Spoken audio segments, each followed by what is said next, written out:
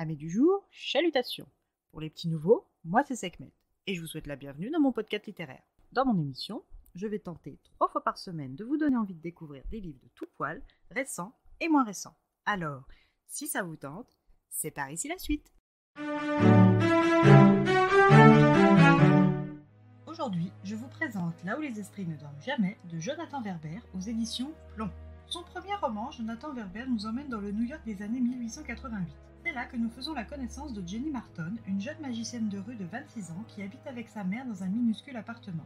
Orpheline de père depuis sa naissance, elle espère faire de sa passion commune avec lui un métier prospère.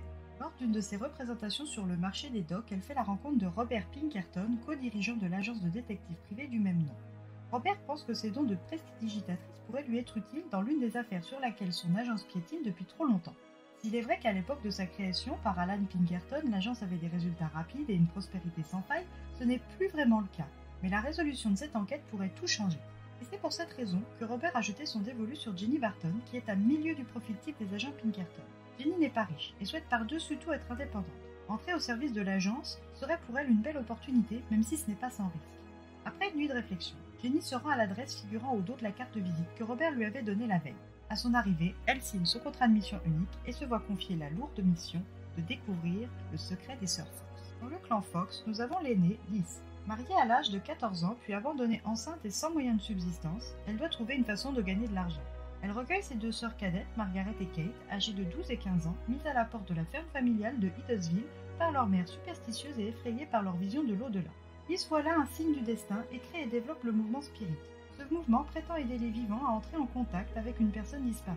Liz fait de ses cadettes les stars de ses exhibitions et très rapidement le mouvement Spirit prend de l'ampleur et attire de plus en plus de monde, y compris chez les lettrés de l'époque comme Victor Hugo ou Edgar Allan Poe. L'essor de ce mouvement ne fait pas que des heureux et le commanditaire de l'enquête à laquelle elle participe en fait partie. En effet, il a missionné l'agence des frères Pinkerton pour révéler aux yeux du monde la supercherie présumée des sœurs Fox. Pour ce faire, les frères vont faire appel au talent de Miss Martin. Cette dernière va devenir Hazel Bowell, veuve de Henry Bowell, mère de Clark 9 ans et de Neil 7 ans. Pour se préparer à sa première mission, Jenny, alias Hazel, entame la lecture du guide Pinkerton, censé lui apprendre les bases de son nouveau métier. Ainsi préparée, Jenny se rend à sa première représentation publique des sœurs Fox en quête de l'origine des fameux bruits qui ont fait leur renommée et dont personne jusqu'à ce jour n'a réussi à découvrir l'origine. Ces bruits censés être le moyen d'expression des esprits sont de 3 sortes. Un toc pour non, 2 tocs pour je ne sais pas, 3 tocs pour oui. Dans chacune de leurs représentations publiques, les sœurs Fox appellent les spectateurs sceptiques à fouiller la salle afin de découvrir tout mécanisme ou subterfuge. Hazel Bowell fait partie des chercheurs du jour et tandis qu'elle examinait le sous-sol de la salle, elle voit Margaret Fox en mauvaise posture avec un homme violent. Jenny n'hésite pas et prend la défense de la cadette Fox, se liant quasi instantanément à elle. En remerciement, Margaret offre une visite privée à Hazel. À son retour de mission à l'agence Pinkerton, son bilan est mitigé. D'un côté, elle n'a rien découvert sur l'origine des bruits, mais d'un autre côté, elle a obtenu une seconde chance pour le faire avec sa séance privée. Ce qu'elle ignorait, c'est que l'homme qu'elle a corrigé était un agent de William Pinkerton, le frère et co-dirigeant de l'agence. Les 2 frères en désaccord sur son embauche, mais aussi et surtout sur la manière de gérer l'agence, en viennent aux mains. Pour se départager et régler une bonne fois pour toutes leurs différends, les frères se lancent un défi. Le premier qui résout l'affaire des sœurs Fox prend seul les commandes de l'agence. Ce que Robert et Jenny ignorent, c'est que William est prêt à tout pour prouver que ses méthodes agressives sont les meilleures, quitte à faire des blessés dans les rangs Pinkerton. La fin justifiant les moyens. Jenny va-t-elle découvrir le secret des sœurs Fox et aider Robert à conserver l'agence Pinkerton à flot et sous sa direction? Ou est-ce William et ses méthodes radicales qui vont l'emporter? Je vous laisse le découvrir par vous-même.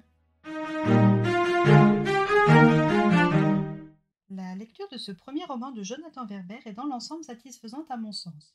L'utilisation de faits réels et d'institutions ayant bel et bien existé, comme le spiritisme, les sœurs Fox et l'agence Pinkerton, donne une profondeur au récit. La mise en place de l'intrigue est lente et mesurée, sans entamer la soif du lecteur, mais quelques longueurs dans le récit et une conclusion un peu rapide à mon goût m'ont laissé sur ma faim. La résolution du mystère Fox, l'avenir de Jenny Barton, de l'agence et des frères Pinkerton n'ont pas assez de place dans cette fin de roman pour moi. J'aurais vraiment aimé en savoir et en avoir plus. Si ce n'est pas la preuve que l'auteur a su m'attacher à ses personnages, je ne sais pas ce que c'est. En attendant, j'ai majoritairement apprécié ma lecture et la découverte de cet auteur. J'ai hâte de découvrir le prochain sujet qu'il traitera et de pouvoir constater son évolution et le renforcement de son style. Mais pour l'heure, n'hésitez pas à vous faire votre propre avis sur son travail en lisant Là où les esprits ne dorment jamais de Jonathan Werber. Et juste pour ceux qui se le demandent, oui, c'est bien le fils de Bernard Werber. Et bien voilà, j'en ai terminé pour aujourd'hui. J'espère que cet épisode vous aura plu et vous aura donné des nouvelles idées de lecture. Si vous souhaitez découvrir d'autres petits bonbons littéraires tout droit sortis de ma bibliothèque, je vous retrouve le jeudi 8 septembre prochain pour un nouvel épisode. Et si d'ici là je vous manque de trop, n'hésitez pas à me rejoindre sur mon compte Instagram, @leslectures de Sekhmet. Sur ce, chalut les amis et à la prochaine!